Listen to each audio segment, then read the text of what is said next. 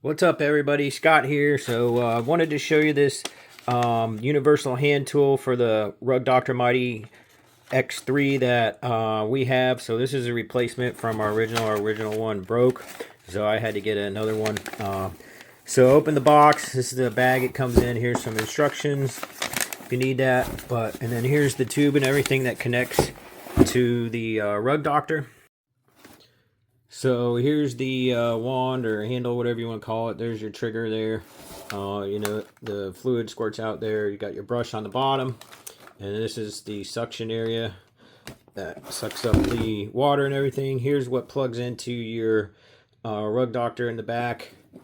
And same thing with the hose here. So pretty simple. I'll show you it on the Rug Doctor too. So I got this connected to the Rug Doctor. Obviously this hose part clips in here. You gotta push this lever up and then let it clip in. It should be in there snug.